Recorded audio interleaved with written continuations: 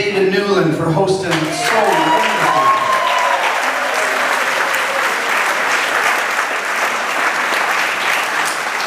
You may not know this, but in year one we did one show. We had one show booked at Hughes Room, and then the Ottawa Folk Festival got wind of it and said, "Can you bring it to Ottawa?" I'm like, idiots.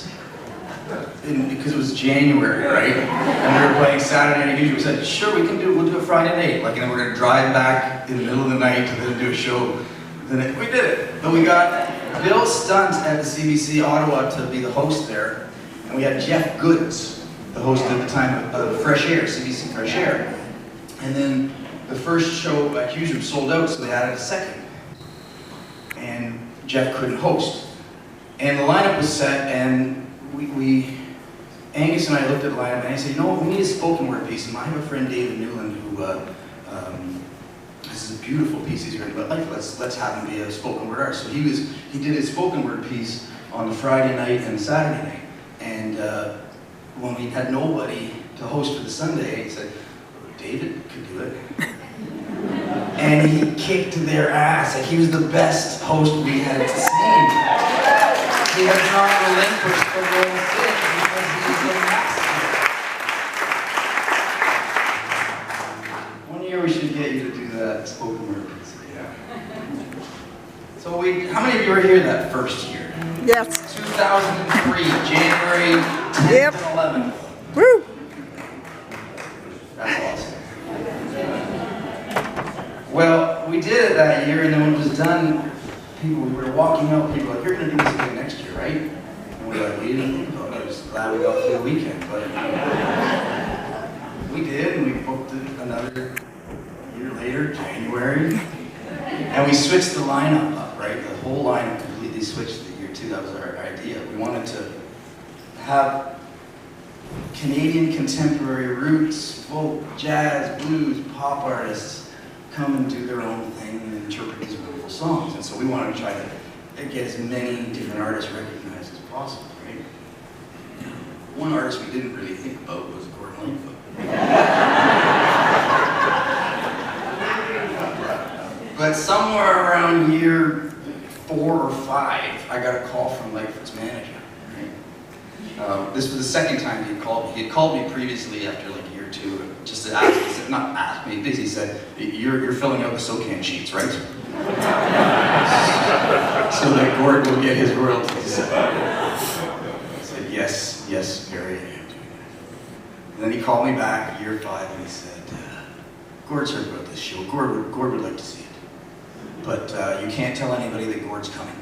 We will wait outside, and when the show starts, come on out and get us, and we will come in under cover of darkness." He did. He sat in his limousine. The show started. We escorted Gord and Barry in and had a table for them. Now, as you've now seen, most of you know this, and anybody new to the show, this is not Gordon Lightfoot karaoke. People are doing versions in radically departed ways, right? And I had on the bill that year, I had many different artists, but one of them was a 4-man a cappella group called Cadence. Very odd vocal gymnastics and harmonies and that sort of thing. And they were doing the Canadian Railroad Trilogy. Now I started to get worried. What if Gord doesn't like these radically departed versions? So Gord's watching the show, I'm watching Gord. And I learned very quickly that if Gordon Lightfoot likes something, he claps. Like a normal person. If he really likes something, he puts his hands above his head. Cadence, they were up 3rd or 4th, and they did their really radical version, and the first person to jump up to give a standing ovation when they were done was Gordon Lightfoot. And I was like, thank goodness. I can now relax and enjoy the show. I learned later, that Gordon Lightfoot's first musical professional gig was as a 12 or 13-year-old singing in a barbershop quartet. So these kind of harmonies made perfect sense to him. Anyway, the show's going great. I'm closing the first half of the night that particular night. And as I'm standing off to the side, the Hughes Room had to wait, the old Hughes waited on the stairs to walk through the crowd, and I'm standing on the stairs, I get a tug on my shirt, and it's Barry Harvey, the manager. He says, Gord likes the show. He's having a good time. Gord would like to do a song. But he didn't bring a guitar, so he's gonna have to borrow somebody's guitar. So I did my songs, and then I had the honor and the privilege of introducing Gordon Lightfoot in his own tribute. He came up, and I put this guitar, my guitar, around his shoulders, and he gave it a big strum, and it immediately went out of tune. And he played If You Could Read My Mind, and throughout it, his face was like... He did, like, I love my guitar, right? But Gord and my guitar did not talk the same language. Anyway, he finished, and it must have been like a 5-minute standing ovation, and Gord posed for lots of pictures, and said he was very gracious, and he disappeared. He was gone at some point. And next year, year 6, on a Saturday night, Gordon Lightfoot showed up, unannounced, with his own guitar in hand,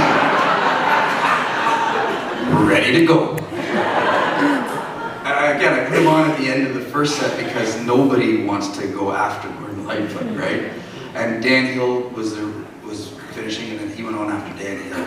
And everybody gets 2 songs. This is a long show, and at Houston we used to go even longer.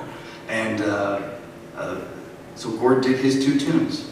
And he made Like to Leave the Stage, and then he kind of looked back, and he smiled. And he launched into a 3rd song.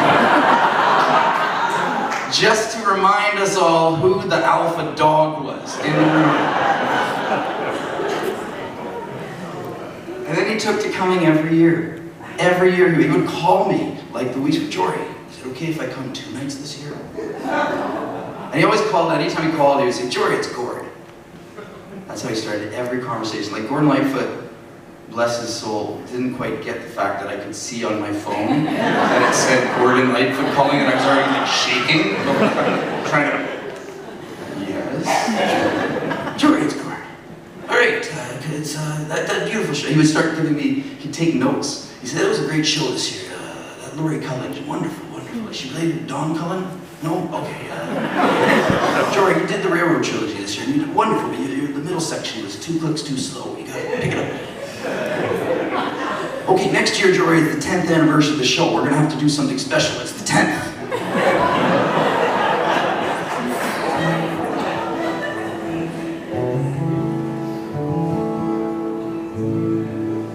So I'm gonna do this song and try to get the middle section not quite 2 clicks too slow.